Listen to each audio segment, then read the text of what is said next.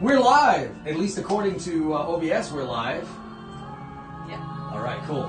Welcome, everybody. It's Airbrush by Beard. I'm Ed. I have my wife, Kelly, here tonight manning the front lines at the communication terminal. So any questions or comments will come in. She'll read them over, and I'll be able to let you know what the story is. In the meantime, you're in the little mini upstairs Dragon studio that we have here at the Dragon Lord studio. And we're working on the Dark Wizard. The final moments of the Dark Wizard. Yeah, so we got to put some highlights in the Undead Dragon, as well as some airbrush work, and then do some fine tuning, and it's done. So, about half hour ago, I talked about what this is all about on the Facebook Live. I did that briefly, but I'm going to quickly go through it again, just so that you guys that hadn't tuned into Facebook, that are seeing this on the YouTube, because this is a public link tonight. Normally, this is a Patreon exclusive activity where all of my demonstrations are done for our Patreon members, which, by the way, is only $5 a month starting. You get everybody, no matter what tier they're in, gets entered to win one of 3 gift-aways that we give away every month, including original art that I do in front of you every month. So that's a pretty cool thing. And so in the meantime, we're going to be, aside from doing this painting, we're going to be talking a lot about what this really was all about. I'm going to try to do that and bring it in while I'm working. So I do have some of the samples of, number one, this whole thing came to be thanks to a wonderful young lady, a very talented airbrush artist, Danielle Vaklavic, and her suggestion and recommendation and asking me to participate in some live demonstrations at Brush Fest over there at the Hogs and Heifers at the SEMA pre-celebration, which is October 30th in downtown Las Vegas. And so in order to do that, you had to donate a piece. I didn't have a piece, so I had to create something, and I'm thinking, oh my Lord, I got 8 days to do it. And how the heck do I get everything done in time? So thinking about what I had been wanting to do all these years, and it's literally been 30 years in the making, I thought this might be the perfect opportunity to make this work. And because it's a charity for the Children's Cancer Research Foundation there in Nevada, I thought, it's an awesome cause. It couldn't be a better reason to do this piece that I would inevitably use for many different things. So, the things you're hearing in the background, of course, are celebratory for the season that we're in, which is the Halloween month. And it's actually a recording that my daughter, Destiny Beard, D-E-S-T-I-N-I, Beard Music, you want to check her out on YouTube, Destiny Beard Music. Kelly, why don't you go ahead and put that link up. She does all kinds of haunted and vocal. She's an operatic. She's a pianist. She also has my son, who is a voice actor and involved in this recording. So you're going to be hearing these spooky things in the background, and it's really appropriate for the Dark Wizard as well. So that is what you're hearing. You're actually hearing something that has never been played before. This was made about a year ago between my daughter and my son, and so everything you're hearing, this is all them, and they're doing this soundtrack. Getting a little feedback, I guess, huh? Don't worry about it. It still sounds cool. But yeah, so, check out our daughter's work. It's destinybeardmusic.com. And also her Bandcamp, where she's about to release tomorrow another new, this is a new song, right? New EP. A new EP. Oh, it's the EP. So yeah. She's got the 6 songs or 5, 6 songs on this new album. So that's going to be at the Bandcamp under, what is it, bandcamp.destinybeardmusic. I don't know how Bandcamp does it. destinybeard.bandcamp.com. Complete reverse. So destinybeard.bandcamp.com. That's how you can download the new EP that she's got, which includes really cool stuff. Am I right that the Cryptid is on it as well? The Cryptid? No, different. Right. I can't talk about it because it's dropping tomorrow. Yeah. So that's going to be exciting. We are a family of crazy creative people. My wife was and is a beautiful singer. She directs a choral group. Well, she doesn't actually direct it like as in conducting, but she directs it as she's the head director, manages it, makes it happen. And so she's doing that. My son, he's a very talented artist, but he also loves, old school 8-bit stuff. And so he's doing his voice acting and his channel on Twitch. What is his channel on Twitch, Cal? You watch it all the time. Is it Omega? Omnivoice? Omnivoice. Omnivoice on Twitch. Look up Omnivoice. It's an underscore thing, though, too, I think there is, because somebody else, but you'll find him. Omnivoice. Anyways, yeah, so, I couldn't have luck of, doctors and lawyers. Nah. They had to all go into the creative arts. I said, you didn't get enough lessons just by watching your old man for 46 years. Anyway, so, yeah, let's talk about this piece. So I'm going to switch it over for those that, because you know what, not yet though. For those that didn't get to see this on the Facebook page, which by the way, my Facebook page is Ed Beard Jr. That's Ed Beard Jr. and it's under Dragon Lord. You look up Ed Beard Jr. and it'll subtitle under Dragon Lord. That's how you know it's me. You can get my contact info there, or you can go to edbeardjr.com. You can send a message to me that way. Right now, you can use Messenger if you want to participate in the auction here on this piece. So, and I'll explain to you where we are at with that. But right now, I backed the camera up so you guys can see a close up of it. Kelly, why don't you go ahead and switch it to the close up? All right, we're there. All right, so here we have it, guys. Now you are seeing the Dark Wizard in all its glory with his familiar raven. He's got that one eye staring down. He's got the wolf up top and the claws and the bones. And then, of course, the undead dragon that he is conjuring and calling out to. So this is the classic. And this piece is basically a 30th anniversary of this. So this was done, I did this back 30 years plus ago.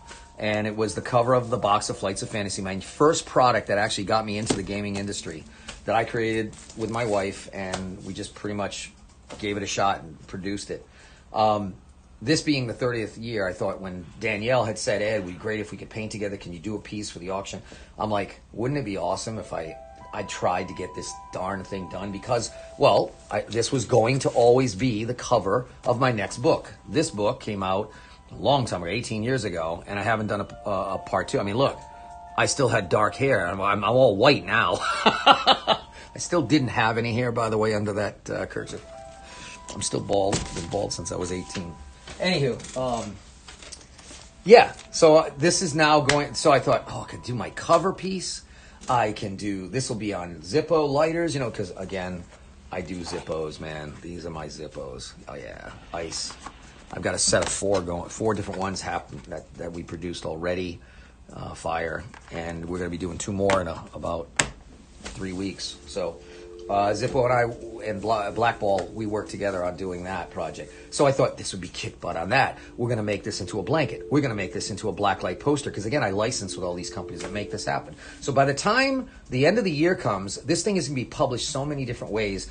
The art book, not so. Now I do have everything put together as far as all the content, but it's 18 years worth of art. And there's going to be instructions, there's going to be storylines, the whole bit. So this piece has a huge future in publication, and it will be now in 30 years, 30 years later, my most iconic image that if anyone says, what's Ed Beard's art like? This pretty much wraps it up, man. This is when I was a kid in the late 60s, early 70s. This was the thing that I was so psyched about. This is what got me into fantasy, the classic stuff. So anyways, this is really going to be the iconic piece. And I thought, what a great way to introduce it to the world, but also having it as raising money for the Children's Cancer Research Foundation. So it's kind of like I said, multiple birds killed in one stone. And I was trying my best to multitask all this to go down.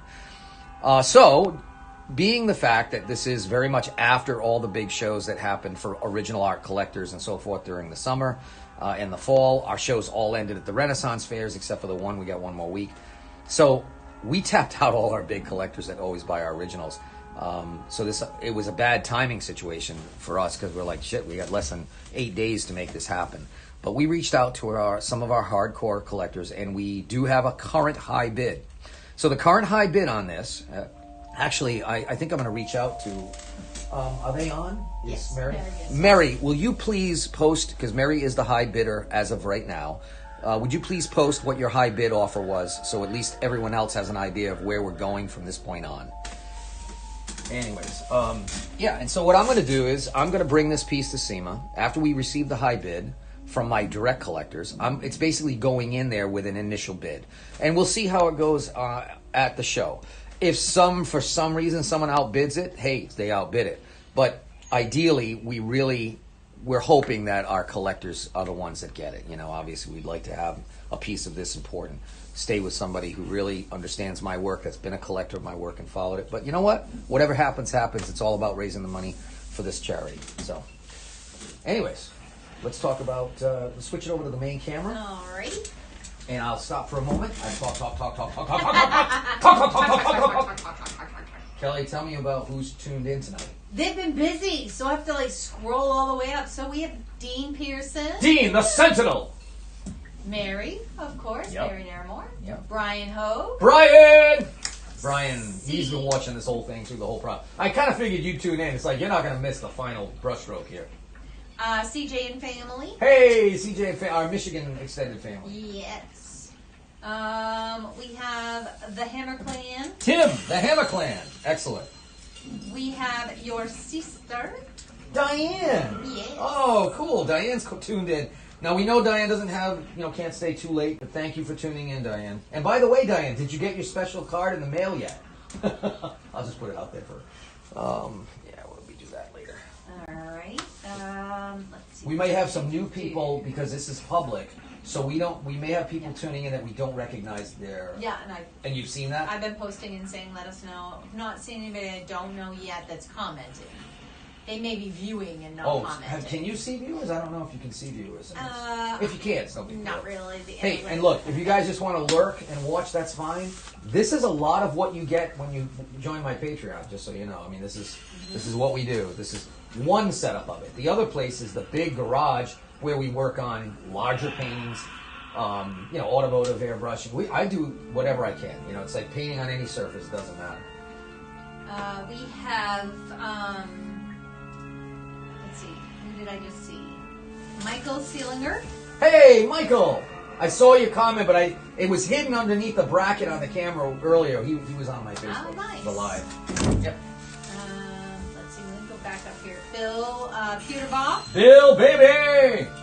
Is in the house. Jeremy Woody. Jared, oh my God, it's a major. They're all coming out for the final brushstroke. I love it. Ian just jumped in. Ian Goulet! Ha ha ha. Excellent. That's our son right there. Making those crazy sounds. There's Omnivoice. You're all right. There was an underscore in it. I had to look it up. Just because I follow doesn't mean I pay attention. I feel like that here too. I know. Yes, it's Omni_voice. Alrighty. In Twitch. Twitchy. Yes. Everybody's saying hello to each other. That's wonderful. Awesome. Mary did put her bid. Very good. $6,500. There you have it, guys. So that's the initial high bid for our current high bid collector. So, by the way, we're going to do increments of 500 at a time. We're not playing around with 100. I'm going to beat you by $100. I'm not doing that. If you're serious about it, the next jump's going to be $7,000 because it's 65 right now. Yes. So yeah, we're going to do 500 at a time. Obviously, I can't control that at the auction there. So again, I emphasize, if you're looking to have this piece to be your own, and just to give you an idea, I mean, we were just talking about this with some of my collectors. In 2019, we sold, I think, 3 pieces that were smaller than this. One of them was a magic piece. It was a Battle of Wits, I think it was. It was $8,700. And then we sold 2 of the calendar art pieces, which is kind of in this venue, a little bit smaller. And they run around $5,500 to $7,500. This piece, once it's published, this is a $12,000 piece all day long. And by the way, you do get a appraisal certificate for your insurance purposes because I go based on, here's the last invoice, what I had sold, a painting that's of similar size and content. We're not even talking about the publication issues. I let that be in that's the bonus that the collector gets for jumping in early, especially like something like this before it even gets published, So it's going to be to your advantage. But I see realistically, being this is going to be the cover of my next book, and it's the second book I've done. It's basically the second half of my life's career. The first one was here. This is the second half. And it's a huge undertaking because that book's going to be like 300 pages or more. So between that, Zippos, blacklight posters in Spencer's and all this other stuff, who knows what, T-shirts for sure.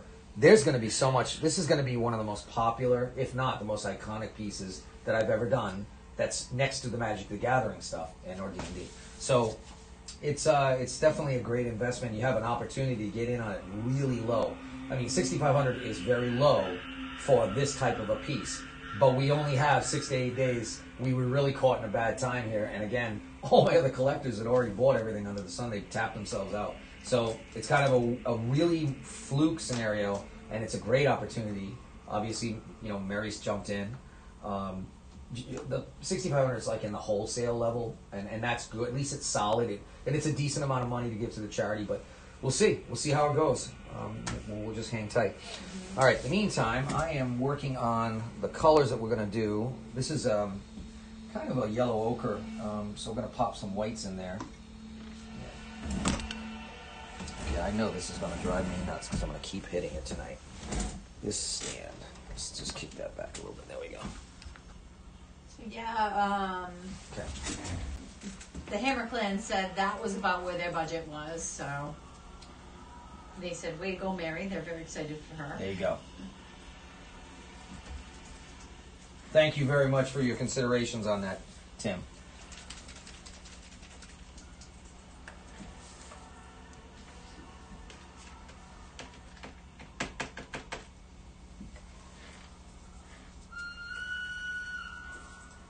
Again, all of this music is produced by our daughter Destiny, and in conjunction with our voice acting son Dustin. So yeah. Ian actually goes and watches Dustin's Twitch channel. Awesome, awesome. Yeah, he is now a VTuber, V Twitcher. Yeah, he's got the video. He they now call has a the CG. VTuber, yeah. Yeah, he has a full-blown CGI version of his Omni-voice character, the Buckethead. So it's so excited that he's now upgraded from what he was, which is, I don't know what they call him. He just called it a really bad PNG. Oh, PNG tuber, I guess. Yeah. Michael Sillinger says he is looking forward to seeing us all in December. Oh, Yuletide.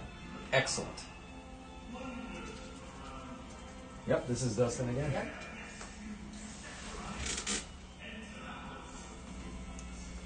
Your future. I knew something was wrong. Your Yes, age. there you go. Tickets, please. Tickets. Get your tickets here.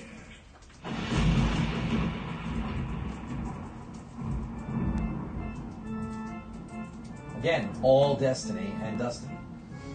All our kids right here. Alrighty, I'm gonna go ahead and switch out to the close-ups and move it in to do some danger. Okay. Now close up. Not yet. You're not now. Nope, I have to move it to the close-up. We're gonna zoom in where we I'm have. too click happy. Yeah. You asked me to tell you. I'm gonna tell you. I Well, promise. when you said close-ups, I Well, didn't realize we were talking about glass. we're going to move. So I got excited. Yeah, I just want to get these. Okay. I think that's pretty good. That's some serious maniacal laughing. Figured it's perfect. We're entering closer to the spooky day. It's spooky season. It's Spooktober. So we gotta give you some spookiness. Now you know why my son's a voice actor. Just want to get that ball perfect so you guys got a good view of it. All right, now switcheroony. All right, now close up. Oh my goodness, I'm looking right at an undead dragon in the globe. Yes, you are.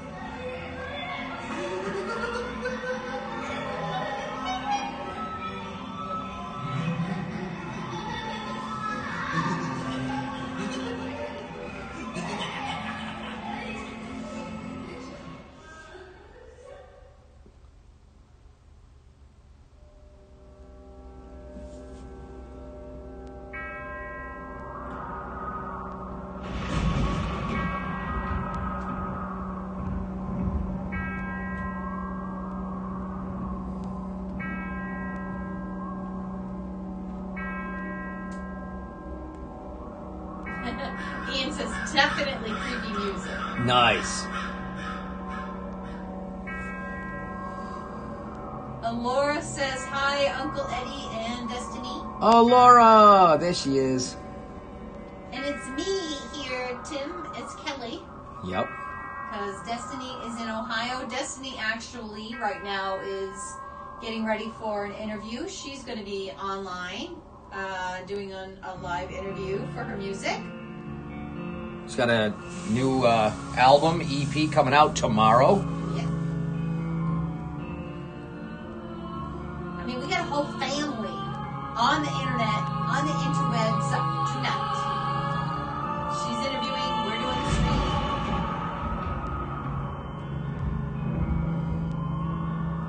And Dustin's Dungeon Dragoning.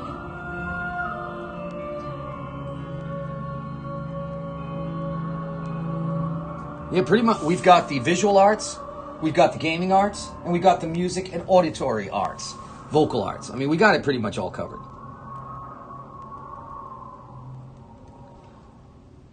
All simultaneously, for your entertainment pleasure. That was perfect timing. You were like, for your entertainment pleasure. Boo. It was.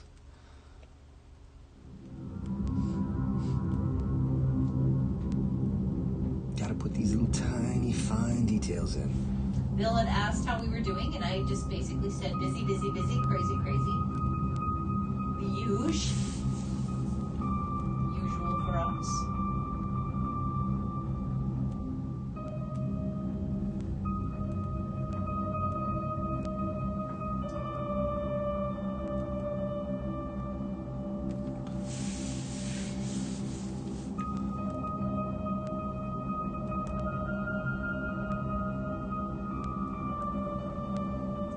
Brian says, seeing the undead dragon reminds me of the Draco Lich article in the Dungeons & Dragons Monster Manual. Draco Liches are deeply despised by all dragons of all types.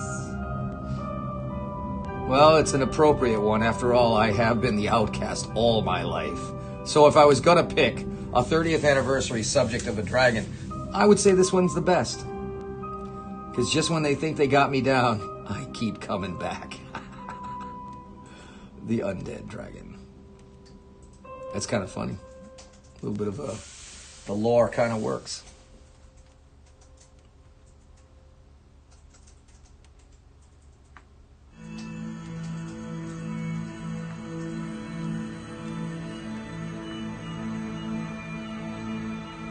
After I'm done with all this fine-tune work, we're going to throw the airbrush in to shine this orb.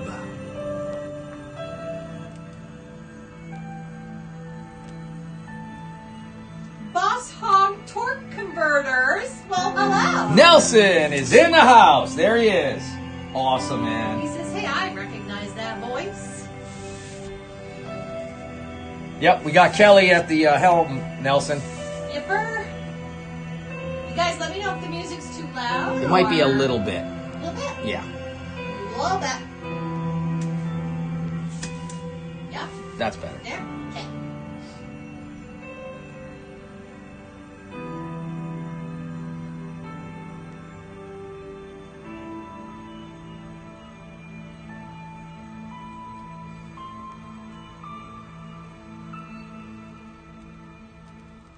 Now we got to get all those fine-tuned highlights in there.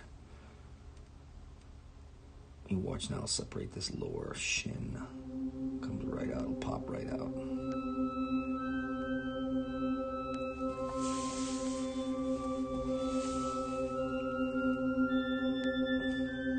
I can put up a new pin comment. I need your Patreon account.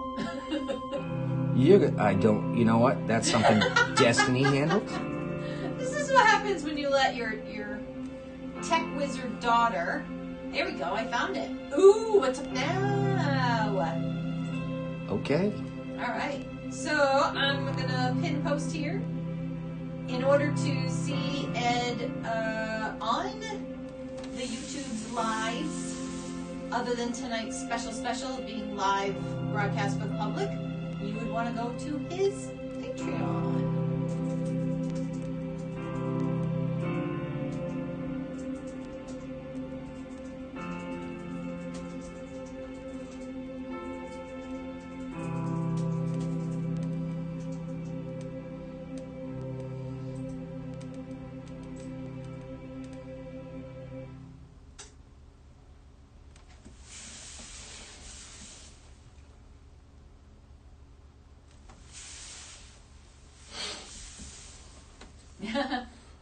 Ian says, Patreon plug. You betcha. Because anybody coming in is like, wow, he's got this whole painting here. Well, there are people that were on Patreon watching it happen.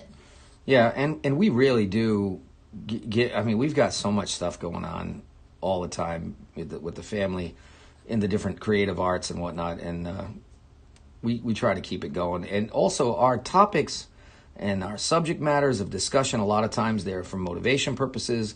Other times they're just goofy and crazy. And a lot of it is generated. In fact, most of it's generated by our members. You know, when they come in, and those are the people that come in live. I mean, a lot of people just watch it after the fact. But in fact, more people watch it after the fact. But those that do tune in live they're really responsible, a lot of them, for generating the conversation. I mean, I'm always asking them, give us some input. Or more importantly, like, what did you like to see? What was your favorite thing when we were kids? You know, and you really get into a really cool community of conversation. That's what I like about it. It's like, it's mind-blowing, actually, too, because it helps come up with all kinds of ideas. I said that correctly, by the way. Ideas. I said ideas. It's incredible. You don't know how much temptation there was to put an R in there. Ideas. Because, we're originally from Rhode Island. And, we park the car in Harvard Yard. We drink orange juice, stuff like that. 2 delicious trees. And so, when you have that accent, you drop the R's. And then I have to start saying them. So when stuff like, and we put R's where they don't belong, like soda. I don't really say soda, but there are many that do. We do wash our cars. I don't wash nothing. You wash your car. No. I wash my laundry. I think yeah.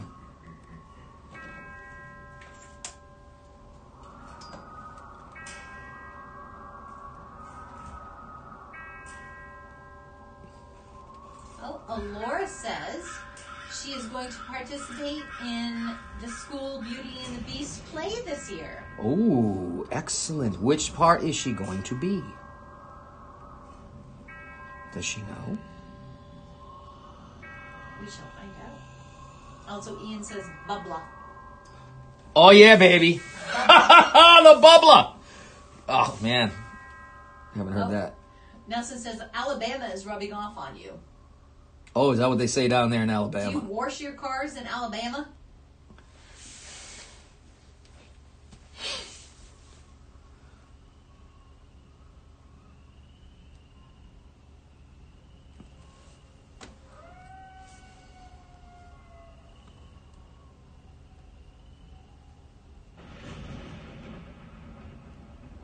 Did we roll up the windows in the car? It looks like I think it's gonna storm. So Laura is going to be playing a villager. Oh, a villager. Excellent. That's very cool.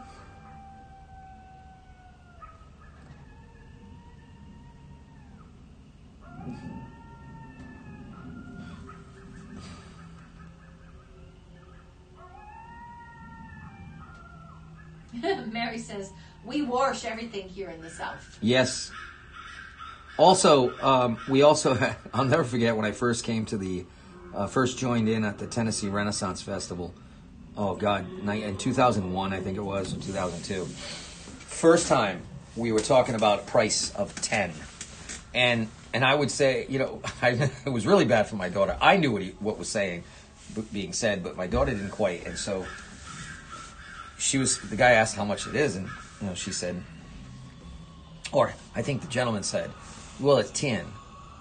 And she said, no, it's not made of tin. It's $10. And he goes, yeah, that's what I said, tin. And she's like, Dad, he's saying tin. It's not tin. I said, no, that's 10. That's just the way they say it in Tennessee. She's just like, you know, like we say park the car. You try to say park, and they're going to say, are you talking about chicken pox? Because they're not going to know what we say. And we're trying to go through these dialect differences. Oh my God, it was hilarious. Ian says $10. That's how you say it. Dollars. Wow. Where's Ian from? Originally Rhode Island. Actually, he's actually not. I say that he says he is, and he is, but he's not from really Rhode Island. He's not even from that place that used to, like Foster Gloucester, that didn't have any school. School. He's like from that foreign place that's in Rhode Island. I don't even think anybody knows where it is. I think, what is it, Barrowville? Or not Barrowville, but is it north? You were way out in the, I know you were out in the boondocks somewhere, but. Burrville. That's yeah, it, that's yeah. It was Barrowville, yeah. Where is that? I know. Yeah. See, this is the amazing thing. I've lived in Rhode Island for 40 years at the time, and I don't know, in a 50-mile square, we don't know all of the different places, because we are so compartmentalized in that state. I'll never forget, we moved to West Greenwich, whatever, and we moved out, and we're on the border of Rhode Island. Again, 50-mile square. The current county I'm in Pennsylvania is bigger than that. But anyways, so we move out from Cranston. My mom living in Cranston. And I, so it takes, ready for this? 20 minutes to get to my house, maybe 25. And she's like, you moved to the end of the earth. It's ridiculous. I can't believe we're driving 20 minutes to get to your house. In Rhode Island, there is a Dunkin' Donuts and a Del's, but there's a Dunkin' Donuts on just about every other corner. That was a beautiful thing. Because the population, which is, I think it's at like 6 million right now, in a 50-mile square, is so overwhelming that to drive more than 5 to 6 minutes to get to your location, people have complete nervous breakdowns over it. They go, what is the... He says it's a 20-minute long drive. 20 minutes is a long drive, he's saying. Yep. There you go. We have a Stephen Leahy. Steven! If I pronounce the last name. Yeah, Steven. I know Steven very well. He Yep. says, wait, I didn't miss this. Awesome. Yes. Thank you for joining in, Steve. We were just talking about, the Patreon that I do and whatnot, but also that this piece is the charity auction piece for Children's Research, Cancer Research Foundation. And we currently have a collector, we call them collector bids at this point because they're from my collectors. They'll be the one I carry their bids for, whoever's the high bidder. But right now, Mary Naramore is the high bid, unless something's happened. But at $6,500, it's going to be. I know this thing's going to be moving at much lower than it would normally because all of our big buyers and collectors have tapped themselves out. We saw those at the shows, in the last couple of months. In fact, the last show ended a week ago, so the last big show. So they're all like, I kind of just spent all the money on you earlier, or whoever, they've spent their allotment of collector art, original art budgets, whether it was a Luxicon or whether it was, Comic Cons, Ren Fairs. In our case, our collectors coming from Ren Fairs mostly, and some of the gaming conventions. So that stuff's all done.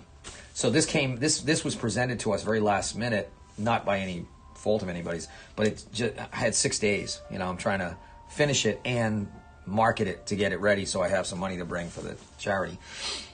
So this will go to auction though once it is there on site, but it's not an online auction. It's very, from what I hear, it's informal. It's 4 hours long. It's, we're just basically there to paint and demonstrate in the midst of the biggest car show in the world. The Super Bowl of car shows at SEMA. It's going to be held at the Hogs and Heifers, put on by Brush Fest. Chip Foose will be the hosting MC, I guess. So anyways, but it's not a gaming fantasy art collector market. This is automotive guys, so it'll be interesting to see. I tend to believe that it's going to be that whoever out of my collectors gets the high bid, they're the one that's going to win, and this piece, based on just the stuff I've sold since 2019, would run typically, I sold a piece of almost the exact size, a little bit smaller, for $8,700. Another piece was for $65. And I want you to notice something. Right here, coming in, it's going to come into the picture in just a second. Oh, look at him. He's dodging me. What if I come down here? There we go. There he goes. You see him? That's a box beetle. This is how This thing attracts. To the This thing, creepiness. yeah, it just adds to the creepiness and attract. The undead will attract everything. Steven says that's great. I sent my painting for the event. Yes, he did. So, like I was saying, I mean, it was so difficult to get, the most amount for it at this point to raise as much money as possible because I didn't have the time. If I had known about this event earlier than 6 days ago, I mean, shit, I could have done so much more. This piece is going to be the cover of my second book, the one that's 30th anniversary, and it's already slated for Zippo. It's slated for blacklight poster, T-shirts, throw blankets. So a lot of different companies. I'm going to try to see if they're willing to do a jigsaw puzzle with it. I'm not sure if it's complicated enough for that. It's tough to say. Also, it might be a little spooky for a little too spooky or creepy. So yeah, we're we'll see. We'll see how it goes. But Danielle Vaklavic, which I know you know, Steve, because you're from Massachusetts too. She asked me if I would do it because she really wanted to paint with me in a demo, and she said this is one of the ways you can do it. Even though I've been to SEMA, I'd never been to any of those events. I've always been focused. All right, that's enough of you. You see this guy? He's really... All right, let's have a duel. You ready? Here we go. We're going to fight. Oh, you brave. Retreat, you coward. Retreat. Anyways. You just don't get any better quality entertainment than this. This is the kind of stuff I have to deal with, painting while being attacked by elder box beetle demons. Yeah. But, yeah, Steve does amazing work, guys. You should check him out. Steve Leahy.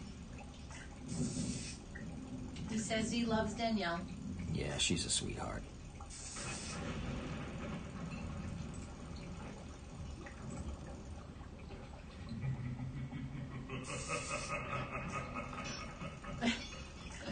CJ had said another beetle. Yep.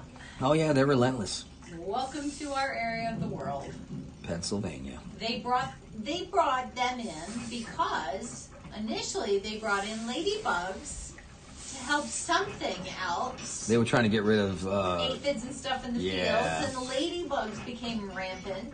So they brought in the box elder bugs to try to help get rid of the ladybugs. Well, now we just have tons of both. Yeah, we have both.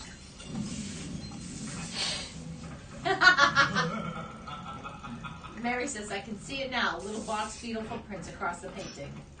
That would actually be kind of adorable in a weird way, but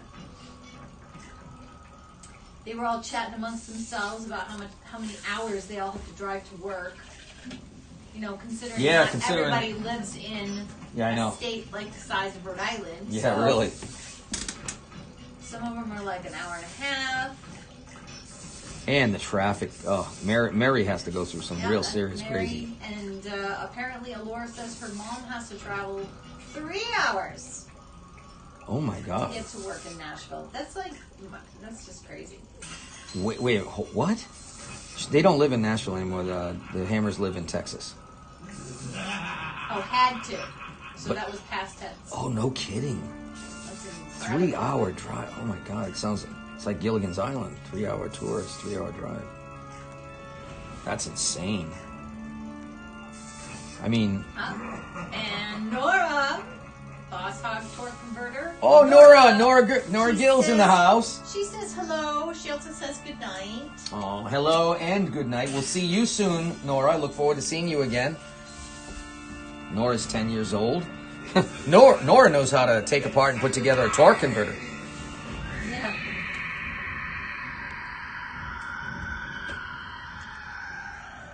Once again, that's my son with his voice acting.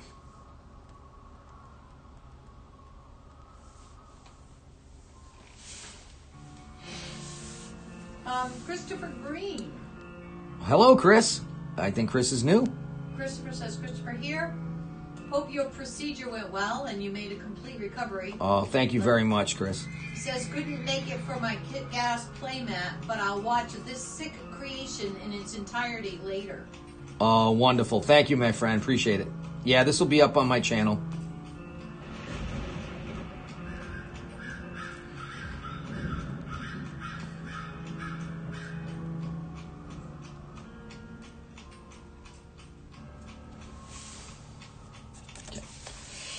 Yep. Great to see everybody in here, and I'm so glad you're saying hello and chit-chatting with each other. This is great.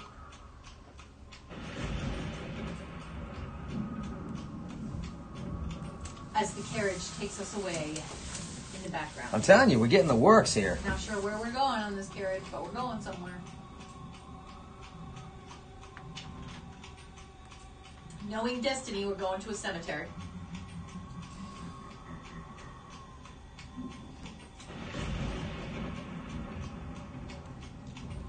Just to have you know, the laughing and the different voices that Dustin does, he does not do any kind of like tuning or auto changing or filters. That is, he makes his voice do these things. Yeah, that's true.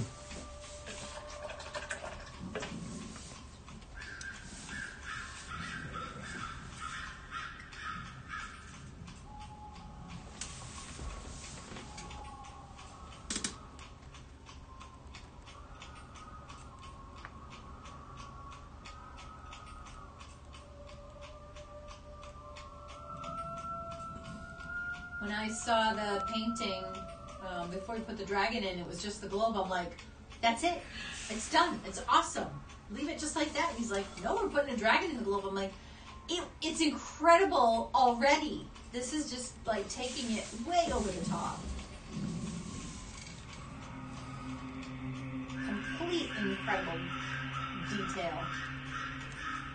And obviously you can see the paintbrush in his hand, like for reference of size. It's insane the amount of detail in there for tiny. Oh no, this is nothing. This is gigantic compared to what Steve does. Steve, he paints on like a razor blade. Yeah, this man is insane. And I don't understand what kind of eyes you have, man, because you gotta be using magnifying. Because if you don't, you're like a mutant. I can barely see what I'm doing now. He does. He paints on the most ultra micros. That is his thing. Photorealism on a microscopic level. That's unreal. Very cool shit. So Christopher said, thanks so much again for that daily driver. I couldn't in good conscience put cards or anything on that masterpiece you made for me. Very nice. Nice. Steven says, Ed, I just drove through all of PA on 80 to get home to Massachusetts. Oh. Pretty, but long drive. Yeah, dude. We do it every week. Yep. We have to do the whole run to get from where we are in eastern PA. We hop on to 80 and go the whole route to Ohio. So we go right through to Youngstown. We know what you're talking about, man. Oh, my God. It's so long. Yep. All right. I'm pretty happy with the highlights that have been put in on the Skeletal Dragon. Now it's time to break out some airbrush and throw some highlights into the sphere itself, the sphere. And anybody who has not heard our stream before, yes, you're going to hear the air compressor. Yeah, kick in. this is not the regular studio. We're in an upstairs mini one. The big studio, I don't have the heat on yet, and it was too late to get that whole rigged up. So we normally work down there. But we said, you know what? Let's just do it quick up here. So we got the little pancake compressor, so you're going to hear it going, nah, every now and then. Yeah. All right. Switch it to the big camera there, Joe. Switching to the steam. The one. Yeah, I'm gonna go ahead and we're gonna sift away some white. Behold the magnificent, the macabre, wonders of the round Dean Pearson says you should have made the orb into a magic 8-ball. Enter the house, Shake it. see your future, or perhaps your end. Tickets, please. Tickets. Get your tickets here.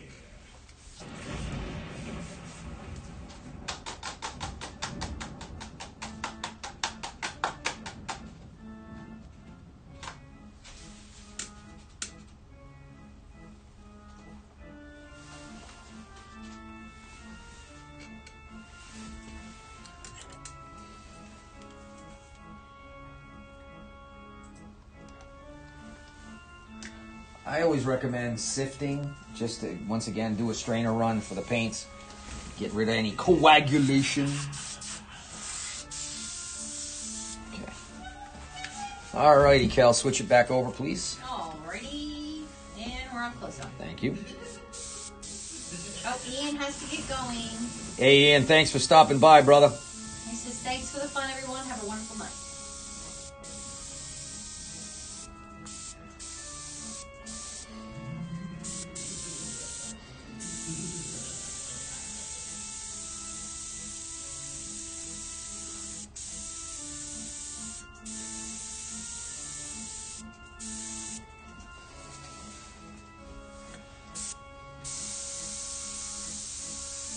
Brian Hogue says, listening to the background soundtrack puts him back at Hollow Scream. Yeah. Yeah, this would have been perfect. We have a Justin Stevenson. Hey, Justin, welcome. He asked a question. He says, is all the sorcery art done? No. Nope. We have 5 more pieces, my friend. 5 more pieces. We have finished 5. We have 5 more to do. All right. I don't want to overdo that ball, but I do need to throw a little bit here. We have Alex from the Ren Fair. Hey, Alex. Hello there. Now I caught one of these. I'm glad you liked your drawing. Yes. I know who we're talking about now.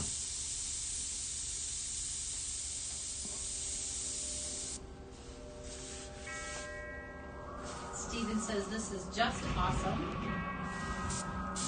And Christopher says, loving the atmosphere and the undead beetles crawling across the work with the music. It's just chef's kiss. I love it, yes.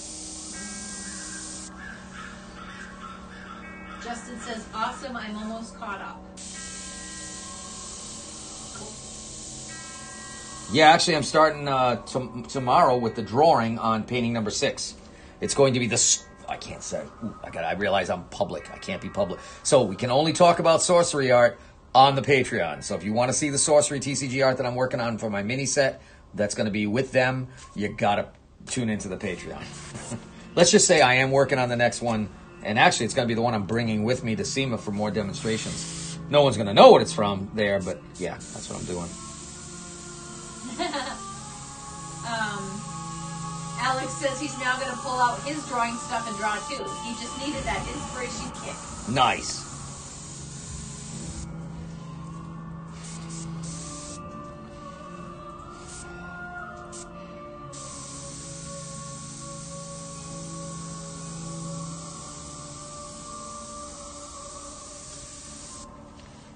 CJ says the villain and Lady Lisa say they are loving this, Ed. Excellent.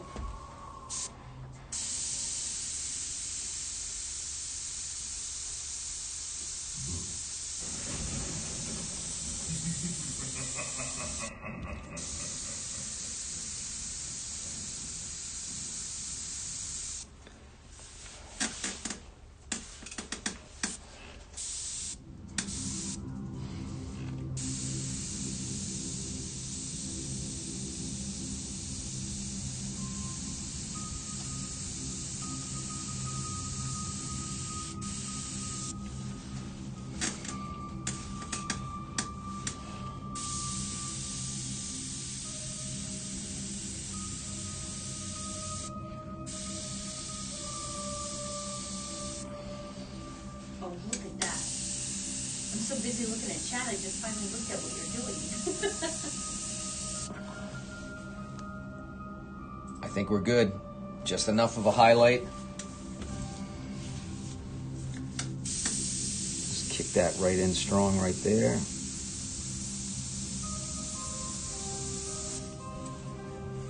Now, I'm tempted to put the classic Starburst in, but I'm also like, is it really necessary? You know, maybe I shouldn't. You know, what I mean by a Starburst, it's like a sparkle. Basically, what we do is we take a piece of paper and just do this kind of thing. Real quick and easy. I mean, I could. I was thinking maybe if I was going to do it, I was going to put it right here. I'm going to let the audience decide. I feel like this is a game show. Let's let the audience decide. Should I put a sparkle? It doesn't have to be this big, by the way, guys. It's just going to be a smaller, but it's going to give you a little glisten right about here. I'll sit and wait for a couple of seconds before I put this away, and I'll wait for you guys to let me know what your thoughts are. Should I put a glisten sparkle right over there? Or should I just leave it the way it is?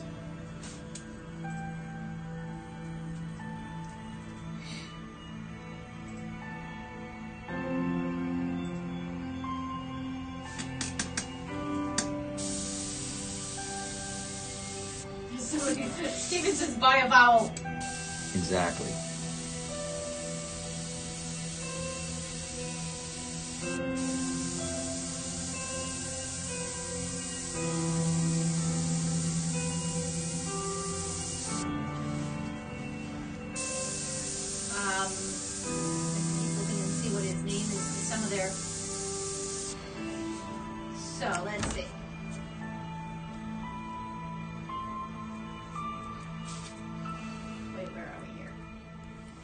So Alex says glisten sparkle.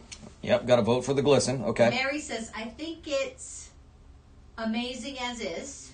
All right. And she is the high bidder at the moment. Bill says leave it the way it is. Second vote for that. Okay. CJ says glisten sparkle. Okay, back to even Steven. Alora, put a glisten sparkle on the orb. Dean, leave as is. We are dead. Oh man, you guys, come on! Keep going, guys. You gotta We leave. are dead even. You gotta leave it up to me. Oh man. We are dead even. Of Ah. course, you probably have to count Mary as 2, since she's technically the high bidder. Yes. Sorry, I'm moving that, guys. Shaking a little bit. Oh, Justin says glisten. Okay, so we got a glisten. I don't have to. It doesn't have to be a major one. It can be just now a Brian tiny. Hogue. What's Brian got? He's got some interesting information to it. He said, I would think this spell is devouring the arcane ether all around, including what may cause a sparkle, so no sparkle. Okay. Okay, done. But again, we were back to No, that's Justin you know, said glisten. I was gonna Brian lean said towards, no. you know, obviously Mary has got the high bid. I'm leaning to her anyways, because it can go either way, 50-50. But if now we have like some sort of I agree with that. I think I rules like that. here. I like Rules. the lore aspect of we it. have lore rules. Yeah. Lore rules, I guess, overdo, Yeah. you know, vintage 80s. Vintage high fantasy. Yeah. Yes. And that is what it would be. You know what's funny, though? I can see the artists in this. The artists are going with glistens. The D&D players are going with no glisten.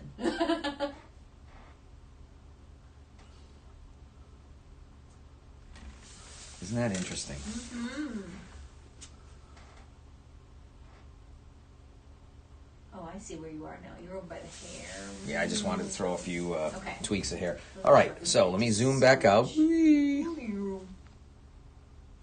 Yeah, all I did, guys, is I did one of these deals. I came in with the brush and then just kind of like, just wanted to grab another hairline here. Crazy amount of detail with just, you know, all the hair and everything. Oh, Mary, that's true. Mary says, but I'm an artist. That's true. But you're also a D&D player. It really could go either way, but Yeah. you guys are right. If I throw that sparkle in, Oh, now Christopher says, sparkle! if I throw the sparkle in, it does, well, there's a chance it becomes now far more poster look. You know, it becomes a little less on the, in reality, okay, because the light source is coming from the magic, as Mr. Hogue has explained, it would be generating outward. And this sparkle effects are from light reflecting off of stuff. So I have to agree. I'm going to keep it the way it is. I just think that's the best way to go. Alex says, I wish I had you as a mentor because, wow. Well, you do, and I'm here for you. Anytime you need me, man, I'm here for you. And if you ever want to join the Patreon, I don't know if he is or not, because I'm not Destiny, and she's smart and knows all this stuff, and I'm not. But hey, if you ever want to join the Patreon, it's even, I think the lowest tier is like $5 a month. Ed does a lot of drawing, a lot of talking about it. Does pencil line work. Last night graphic. alone, we had a whole discussion about, how to be motivated, how to overcome the challenges that are involved in the career and all that stuff. That's kind of where I like to go. Yes, CJ said, where did the sound go? Where did the music go? Yes, I am trying to figure out how to shuffle all now. All right, so let's get into the regular, because we've just played that track like 3 or 4 times. I have like so many of the songs. I just this play is a little new to me, so this is all Destiny's music again, guys. Mostly, this is now all Destiny, and we're actually getting her to do some more stuff. But this is the last batch from the last 2 years of our broadcast. Everybody that's regulars knows this very well, but to those that are just tuning in, This is Destiny's, our daughter's music that she provides for our broadcast. We have our own unique music. Yes, and we have it because we wanted the spooky scape. I have it on a different device, so I'm not as familiar with this device on how to shuffle, but... All right, switch to the big camera if you will. Oh, we are switching. Here Yes. we go. We are switched. All right, moving this back. Excellent.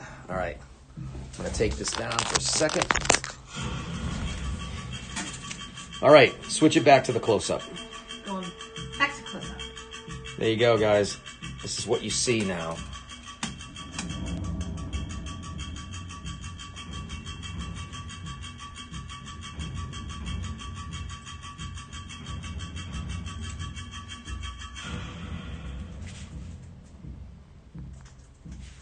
I think that's right where it needs to be.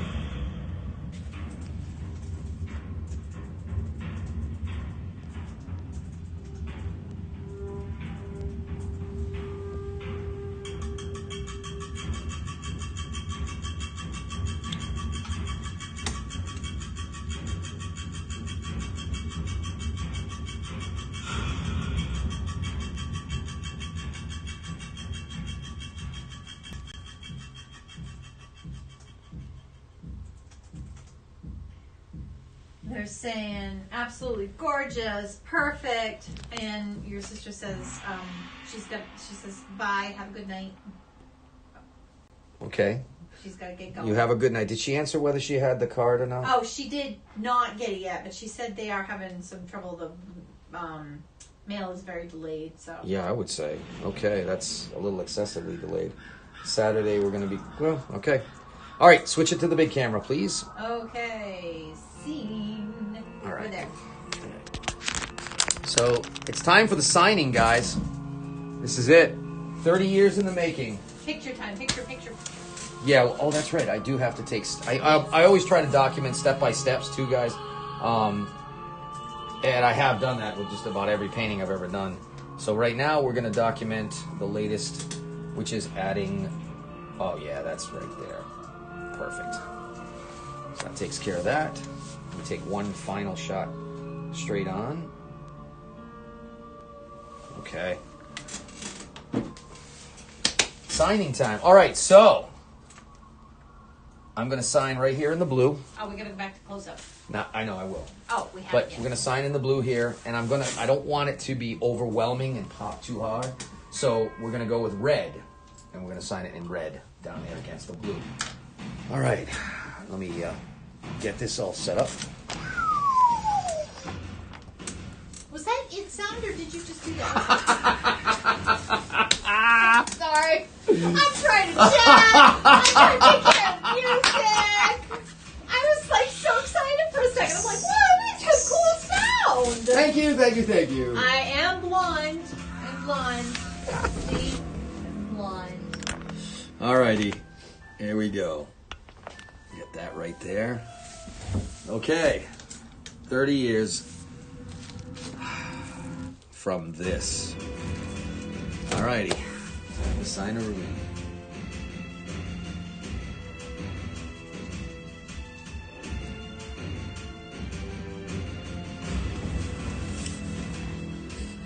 Oh wait, close up.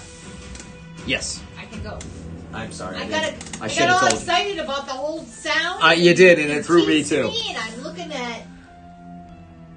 Huh, interesting. So they're saying the 720 is the highest DPI they are able to go. So it's not just Tim Hammer. I don't know why. Really? Yeah, I don't know why. So when we are broadcasting on Patreon, we're at 1080 all the time. Yep. So that doesn't make any sense that they're only... It's got to be in the pre-settings for live when we do public. So I think it's got to do with YouTube. Yeah, I think it's YouTube live. They have a public live versus my Patreon's private. When I go private, we always have a 1080. We haven't changed the settings, so nothing is different about that. So I don't really know. We're also, unless there's any kind of, do we see any lag of any sort? Nope. It says my stream health is excellent. Did it just turn to 720? No, he hasn't been able to get it to change the whole time. Who's he? Tim Hammer. And Tim. Dean said he's watching it at 720 as well. Huh. Yeah, we broadcast in 1080. We recorded too. Okay, so. Yeah, he said a couple months ago he was able to scale us up to 4K. So I don't know. Again, Destiny's not here to help us. Huh. I don't know. Well, here's the we most. Moved everything. I don't know if it had anything. Yeah, so know that when we do record and anything that you guys go back and see, it's always 1080. I don't know why tonight would not be, except that it's not it's a public link, and we're doing public live right now. When you do private live, you do have a lot more options, but I haven't changed the settings, so that's kind of weird. It's got to be a YouTube thing where they govern you down or something when you're doing it public. I don't know, a public live. Well, in any case, can you see everything good? Sounds like they could.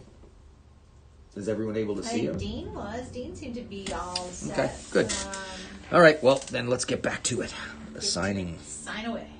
Yeah, now I just check the pane again. Okay.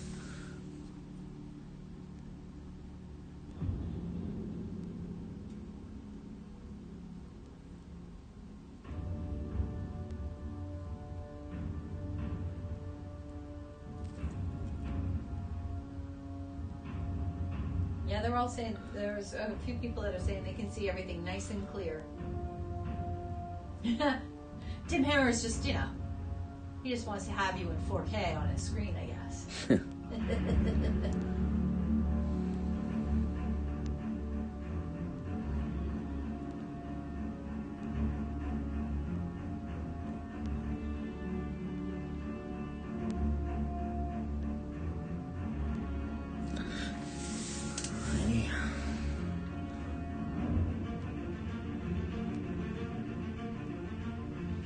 So we've convinced Christopher Green to the no sparkle.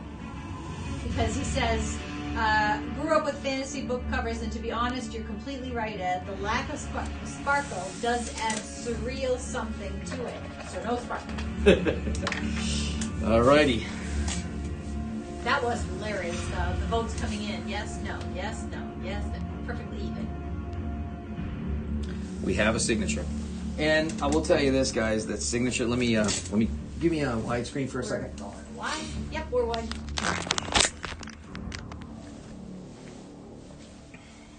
Alright. Should be able to get in on it. Go ahead and switch it back. Close up. So, I have signed this like I did 30 years ago. So basically, the B has a paintbrush. A lot of people go, what is that line you always put? It originally was a paintbrush, and then the junior was circled with a palette. Now you guys know the rest of the story. All right. Once again, we're going to give you a final look back. There it is. All right, so I'm going to wrap this up by Whoa, look at that timing. I'm going to wrap this up by saying that this piece, again, will be available for final bids through the night. And for that matter, if anybody just says, I missed the broadcast, I'm coming back later, we go ahead and leave. I leave next Friday. So although I'm not going to be continuing to promote this per se, anyone that does see this public YouTube broadcast after the fact, that's gets to me before I have to leave on my plane, because bottom line is I'm taking a check with that amount. I'm not going to conduct an online back and forth after that. So this is your introduction to it. You know that we have a initial high bid with, we had several, but Mary is the highest bidder at this time. So that's $6,500. That's pretty much wholesale for the retail on this. You guys will get an appraisal certificate based on the publishing issues, which is cover of the book, cover. We've got the Zippo, we have the blanket, we have the T-shirt, we have the posters, limited edition prints, all that stuff that's slated on this piece, because it is, after all, the 30th anniversary. So this is it'll immediately double in value anyways, based on just the stuff we sold in 2019. So that's where we're at. The next increment we'd like to see is $500 jump. So the next bid would have to be $7,000, or we're just going to keep it where it is and bring it to SEMA and see how it goes there. if you guys are saying, Ed, I'd like to bid a lot more, but I need some kind of help, payment plan, whatever, we can possibly work with you. I can't guarantee it, but it's worth a shot. But you'd have to up the ante a lot to justify that. So in any case, it's a great font. I mean, you're talking children's research, for cancer scenarios, so that in itself is 100%, by the way. I said that right. 100%. 100% is going to the Children's Cancer Research Foundation. So I'm writing a check for whatever the heck I get. That's simple as that. And I will also be verifying that. I'll be actually showing you guys, this is it, this is the check, this is what went through, bum, bum, bum. So it's all on the up and up, totally legit. I will be at SEMA. I'll be covering it there. You'll be seeing broadcast, photo, maybe some video. I will be at the Boss Hog Torque Converter booth a lot of the time. And, so everything is going to be documented, and you guys will get a chance to see the 2012 Mitsubishi Evo that my good friends Todd and Melissa Weaver, who are our customers, and they're bringing it for the display. We got all our cool T-shirts. We're rocking it. Anywho, thank you, Danielle, for the motivation. You brought me back to 30 years ago when I would work around the clock to get things done. It's been a long time since I had that kind of motivation and push, and I do appreciate it. And I am so looking forward to having fun, just airbrushing with you and then just hanging out with you. Guys, check out Danielle's work. I think it's Danielle Airbrushing. Her website, Danielle's Airbrushing.com, I think. I could be wrong about that, but could you quickly check that out? Yep, I want to make sure. It's DANN, by the way. So it's DANN. Yep, this is her. I copy this. Thank you. So Kelly's going to post that link. She's out of Massachusetts. All right. Before, go ahead and switch to the big camera. And okay. All right. So let me just pull this back over here. Before I sign out, I just want to see who might have tuned in. Chat a little bit. Make sure I've got everybody's questions answered. Let me sit this carefully back. So this gets scanned tomorrow. Wow. Wow. That was something, man. What a marathon of 6 days. Well, because you're not just painting. You're also getting ready for a show and sending product to the Renaissance Fair. Oh, you know what? A lot of the people that tuned in tonight did not see the actual preliminary drawing. Let me see. Where did that go? Oh, yeah, that's in the portfolio. Guys, let me show you. It started with a drawing. Now, I didn't completely shade it, but I did quite a bit of it. Let me put this down here. Yeah. Dean says it's wicked. It's wicked. And CJ's loving it, and everybody's loving it. Bill, everybody. Can you guys see that in the camera? That's the original preliminary. How does it look?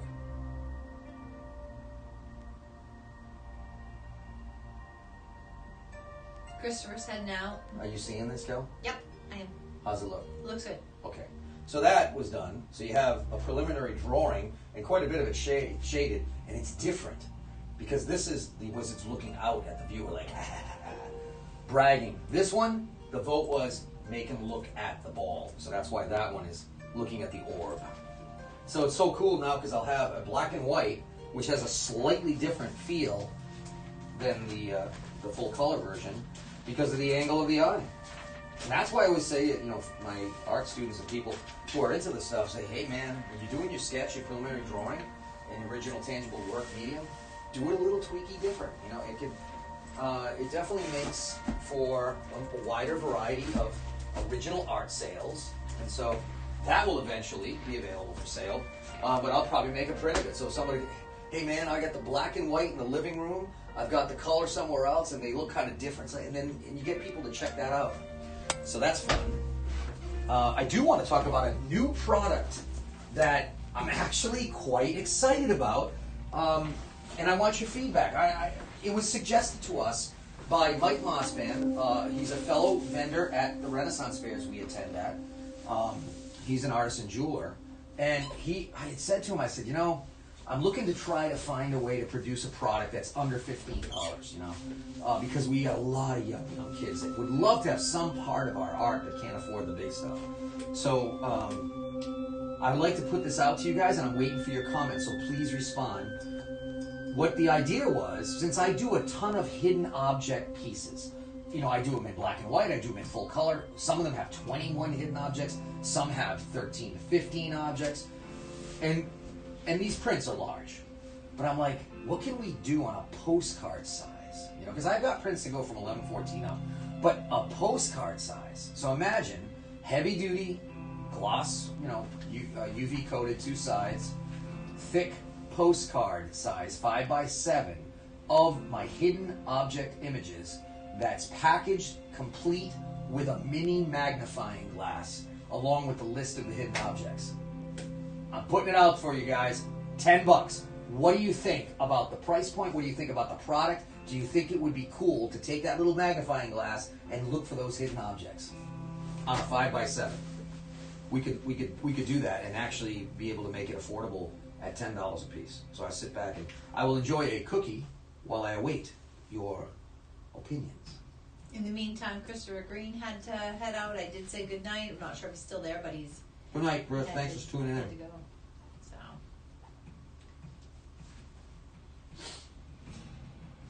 So. Mary said that would be so cute. Tim Hammer says, how about postcards that have images that, if looked different ways, are different objects? So, Tim, are you talking about lenticular, where we can make the image move? Because it's got those grid lines in it. That's what they call lenticular. And I have thought about that, and it will take some digital modification to my originals to make something where you turn the thing, it'll change. That is definitely on the table. Well, the answers are coming in now. But it isn't very affordable, so. Answers are coming in now. So Alex says that sounds like a brilliant idea. I can see so many kids going apeshit over that. Hell, I'm almost 30 and I'd go apeshit. Awesome. That's a great response. Michael Sillinger says, my son says it sounds good to him. How old is your son? And Dean Pearson, that would be cool. I love things like that. CJ, yes, a smaller version of I Spy for adults and kids. Gotta give it to Mike, man. When Mike made that recommendation, and I was like... Christopher says do it. He's supposed to be going and watching a movie with his girlfriend, but he's still with us. Oh, get going on your movie. Get going on your movie. Oh, so there you go. That's unanimous. That's practically unanimous. Yeah. Oh, man. All right. I'm excited to do this. And what's cool is at that price point, you know, I mean, who knows? I might be able to make it more affordable. I mean, I'd like to see it. I think $10 is about where I gotta be because it's got to get packaged. Plus, I got to buy the magnifying glasses and stuff. So, yeah. Mike says his son is 5, and he would love it. Wow, that would be like one of my youngest customers. That would be awesome. And you know what? I never even considered that. It's like, you don't even think, you know, it's artwork, you know, a 5-year-old's just going to kind of, oh, look at that. But thinking back to the I Spies. Yep. Yeah. I love this idea. And no I have so many. No one else could do this. Oh, it's too late now. That's public. Get going. Let's get going. Right. We own it. We're going to get right on it. Tim says, I do love me some hidden object works. I own multiples of them. He was saying, so he says more like one person looking at the card might see a tomato, another a watermelon, even though it's the same drawing, like optical illusions. Oh, yes. Okay, yeah. I see what you're saying, Tim. That would require all new drawings, new art. I'm trying to look at what can I do with the existing, you know, 650 images that I got that I could find a way to make them more affordable. Because a lot of the folks like the images, but they can't afford the $69, $70 for the large print or whatever. So, yeah. Yep. This is, and hey, if the little, I didn't even consider that. Families who, you know, they're buying a nice limited edition print or a throw blanket or whatever, you know, spending that $75 or whatever, and they're like, but the kids are like, well, all I got is a bookmark. Mm-hmm. And it's like, but if I had an adventure thing, ooh, what do you mean, a hidden object thing? Yeah. Yep, I Spy for big kids. Yep. And then they pull, and try to. This could be really, really cool. Yeah. I just got to see how it works on a postcard size because you're taking a painting that's 24 by 30 and reducing it down. It may or may not work. I mean, we'll see. I can print at 400 DPI, so we got a great printer. We do some awesome stuff with the not an actual printer here, but a printer that I go to, Independent Graphics. So I am excited about that, very much so. All right, so Mary, are you psyched? Because we'll wait and see what happens. I mean, I could get, an inquiry or an offer greater than 6,500, possibly. But for now, unless something happened, or if I haven't checked Messenger. Yeah. For now, you're in the lead. So we'll see how it goes. So Tim came back with another idea too. He says, "How about books with sleeves for collecting all the postcards?" A book with a sleeve? What do you mean? Like The plastic things that small have- books, and you have like little sleeves in it, like as if it would be for photos. Yeah, I know what you're talking about an album, a photo album. Yeah, like a little. I don't think they like make a 5 by funny 7. one. Oh yeah, they do. They do. Oh yeah. Yep. They do. Oh, because of the photos. Yeah. You could actually have the book have the magnifying glass, and then they can buy. And they can collect cards. Yeah, and all collect right. them. So That's I don't have that many hidden Yeah. objects. I probably got 10. I probably have 10 really worthy hidden object things. I don't think it's. Yeah. I love the idea, but I don't think it's justifiable to go out and buy. On the other hand, They're loving that idea though. they're loving the idea of the hidden object ones. As far as producing postcard size art of all my other stuff and just throwing a magnifying in there just for the hell of it, even though it's not hidden objects, I don't know if that would be as Yeah, exciting. he's saying you make a book specific for the postcards. I mean, then you're looking into manufacturing the book and everything. I don't know, but Yeah, that's an idea. then you've got Alex in the background. He's like, "Don't mind me. I'm still listening, just geeking out over the pencil pieces I see behind you." And I'm just like, "Wow." I think he's talking about the Dragon Lord and your Phoenix there. Yes. So the Dragon Lord.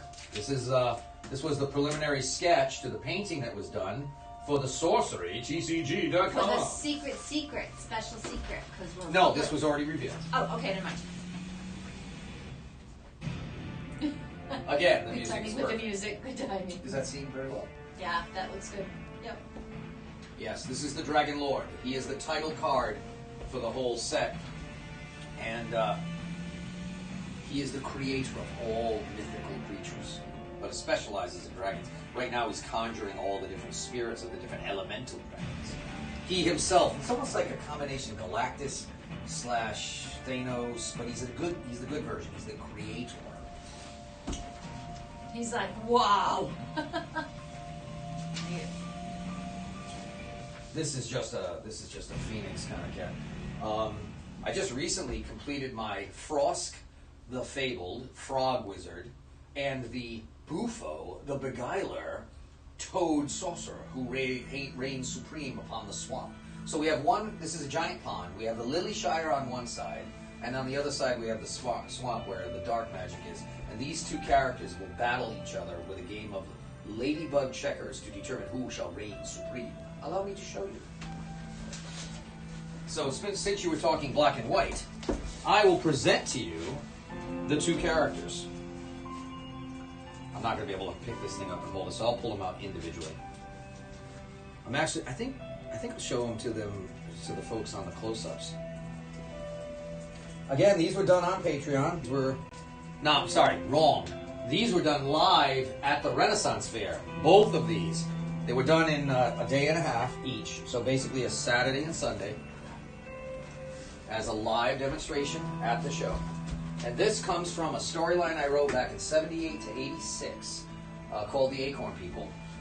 Didn't really go anywhere back then, but then all of a sudden, in the last 2 years or roughly that, a lot of these people dressed as with mushroom heads and into the cottage core kept saying, "Do you have anything with frogs, frog and toad?" And I went, "I did. I created years and years ago, but I never got to actually draw these characters." All right, so let me pull this forward. All right. I'm just going to cover this temporarily. So this is the first one, and I'm going to pull the... let me set this over here for now.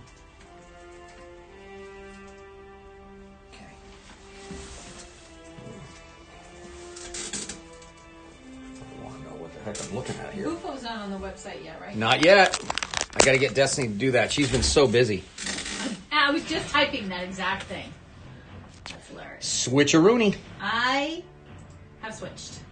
There you go. There you have it. This is the world of the Lilyshire, and this is Frosk, the fabled, the great and powerful wizard frog. Note he has his bag filled with the ladybug pieces that he has acquired against Bufo. This thing is loaded with detail, and in the Lilyshire there are very sophisticated individuals, like for instance crickets that wear top hats. As we move further over, we'll see a very specific scrutinizing squirrel who checks his acorns and sniffs them to make sure they're just exactly the way he wants them. As we further down, we have streams. Even the dragonflies wear bowler hats and monocles. And this is the Lilyshire. All right, go ahead and switch that back. All right, we've switched. All right, so now I'm going to show you the competitor. His arch nemesis, Bufo the Beguiler. CJ says, this is Lord Reginald's extended family. It is. Too true. Lord Reginald is a basically a giant, like about this high, plastic frog that our daughter got at a what was it, Spirit Halloween, and it's become our mascot. We put a hat on him, top hat, the whole bit. It's amazing. People love it. They actually bring him gifts. All right, let me get this in position to present to you Bufo the Beguiler. Go ahead. And close up. So this is Bufo the Beguiler, and he reigns from the dark side, the swamp side of the Lilyshire, well, the Great Pond. So there he is. Note he has this very ornate acorn helm with antlers. This crystal, he's in the midst of casting. You'll note that down here he has his bag filled with beetles as well.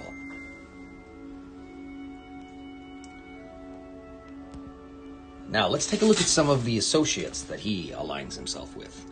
We have the praying mantis queen. As we go further down, we have the voodoo Dr. Locust. Going further over, every now and then you'll see a stray fly. Oh, there's a fly. We have the jester centipede. Moving up. Ah, yes, the gambler wasp.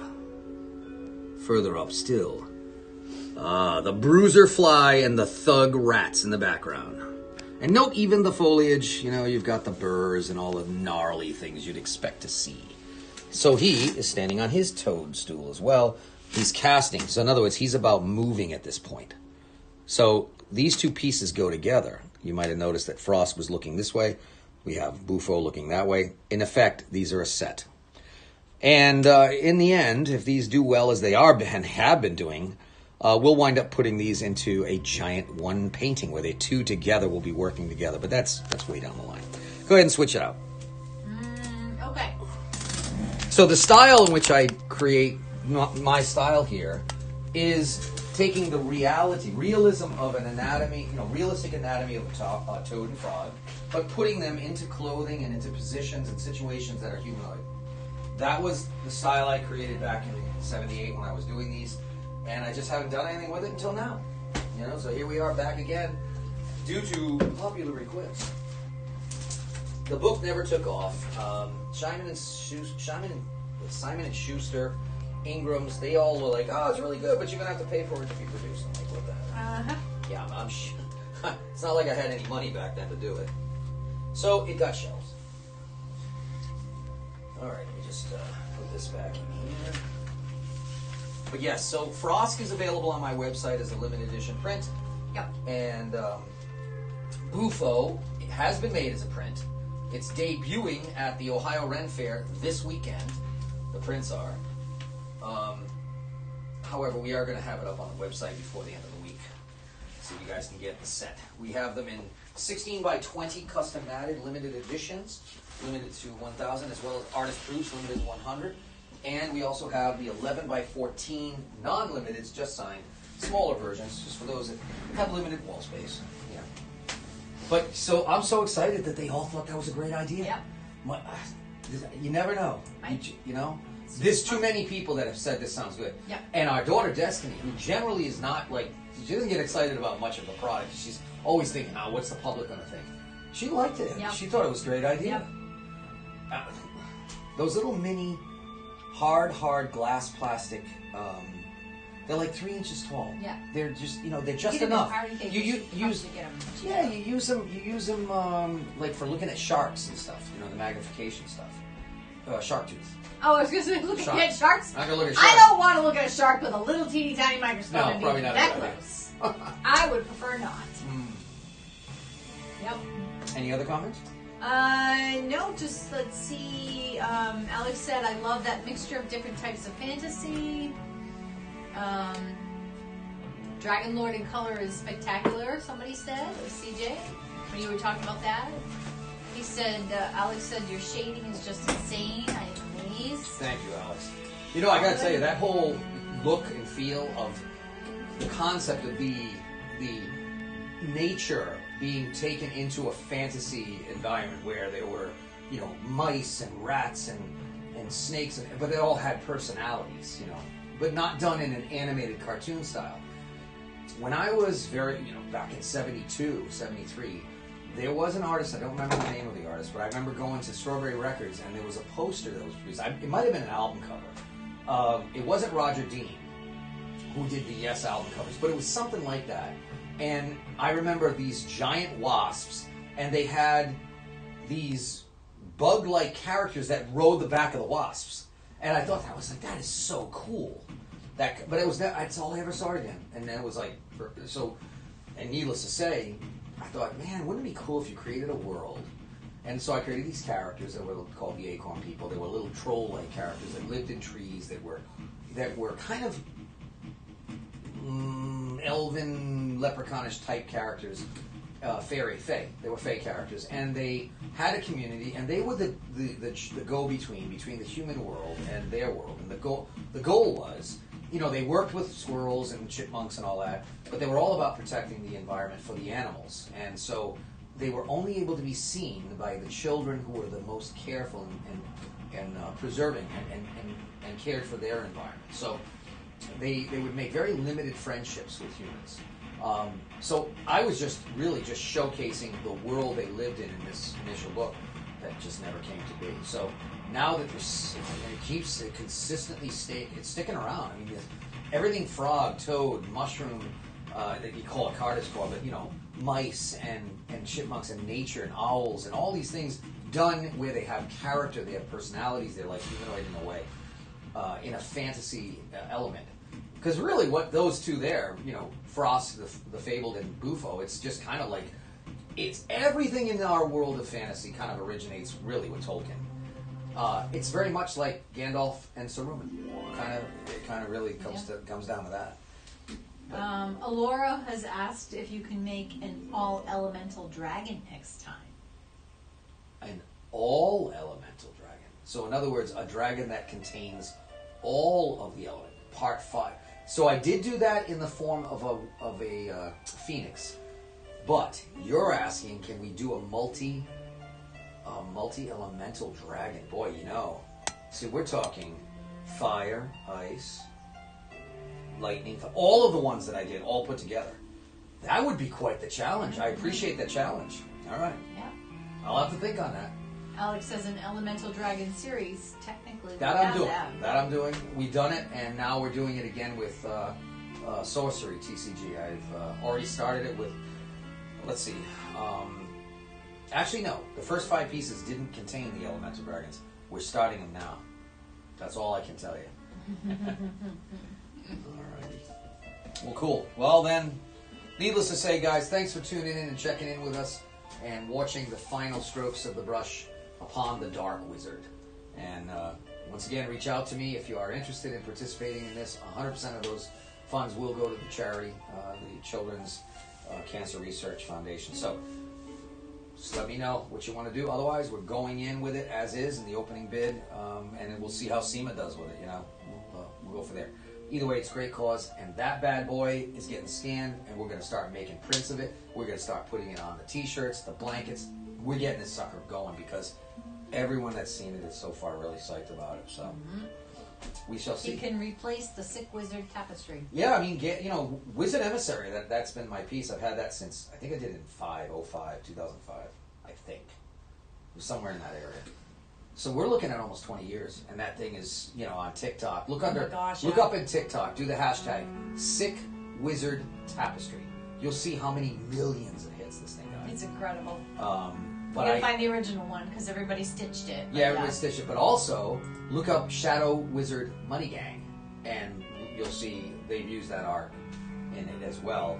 But this guy, he'll wind up getting picked up in a heartbeat. Because Orb Ponderer, yeah, that's the other thing. Although Orb Ponderer doesn't have as much hashtag as, this whole world that we are in that's, trigger words. I'm trying to think of a comparison to when we were in our analog days, when something would become like wildfire, just like take off. Fad. But how did that happen? Because nowadays it's just a thing that went on TikTok and there's a word association, right? How did a word association or something happen back in our days? How did it catch fire? Was it like, it had to be the social gatherings, like the nightclubs or I know obviously TV dictated so much of our stuff. Yeah. But on an organic level like this, I don't know if there was ever such a thing. Maybe it was regional. But it probably was like music, it might have been a song, lyrics in a song, and someone picked that up and they, Wicked, when we were in Massachusetts, Mass and Rhode Island, everything was Wicked Major. You're a Wicked Major loser. Things like that. Or Dude, everything was dude, and that came California. Yeah, I think it was like different TV shows started. We were influenced, I know in my time we were influenced by MTV. Oh, that's right, yeah, MTV. Yeah, nowadays it's just, the guy that actually started it all was a customer of ours that bought the blanket in Michigan and put together that first video. And he actually reached out, he tagged me, and I was like, I got blown up. I blew right up. And I was like, I could never do that. We could never achieve that kind of popularity trying to do it and force it. He just had the right angle. He was poking fun at himself for being the nerd. Couldn't get the girlfriend because the wizard's scaring away all the girls. It was hilarious. You never know how it happens. But all right, Of course, we have Alora's gone. Good night. Okay, have a good night, Laura. Michael Sealinger's heading out. Good night, my friends. Of course, somebody said, "Oh my gosh, we love to rock these hoodies." Everybody's like, "Oh yes, hoodies. We love the hoodies." Yeah, I can't wait to get a silk screener. There was a guy that came into our booth in Ohio, and he's out of Cincinnati, and then he disappeared. He hasn't reached out to us. And he said he could handle our line, and we're desperately looking for a new silk screener who can do 10 color. So, hey, we'll see. Yep. Get back into the hoodies. All right, then. Well, we're going to sign off now. Again, check out our Patreon. It's www.patreon.com/artistedbeardjr. And again, the music by Destiny. Go to destinybeardmusic.com. Tomorrow, go to her Bandcamp. It's actually destinybeard.com. Didn't I say? Oh, I said Disney Beard Music. Yeah, that's her That's her page. That's her Facebook page. You can go there too, Destiny Beard Music Facebook page. But destinybeard.com is DESTINI beard.com. So and she's dropping a new EP, 5 songs, 6 songs tomorrow. Yep. Alrighty. All right. Let's go ahead and end the stream. All right. And blessings, guys. I will be in touch. You'll get another notice probably in a couple of. I'm thinking we're not going to broadcast tomorrow, so it's going to be Saturday, I would think, huh? Because tomorrow, what day? Tomorrow's Friday, right? Yes. Yeah. So we're not going to be able to do that tomorrow because I got to do all the prep work. But it'll be Saturday. We'll come on Saturday. You'll be on your own. I'm going to be on my own. I have a concert. Oh, I'm going to be on my own. That's going to be madness. I'm going to reach out. I don't know if Jamie was 23rd, 24th. We're not there. No. Guys, I'm going solo. So low we can't see you. Oh, no. It'll probably be like that. All right. Have a good night.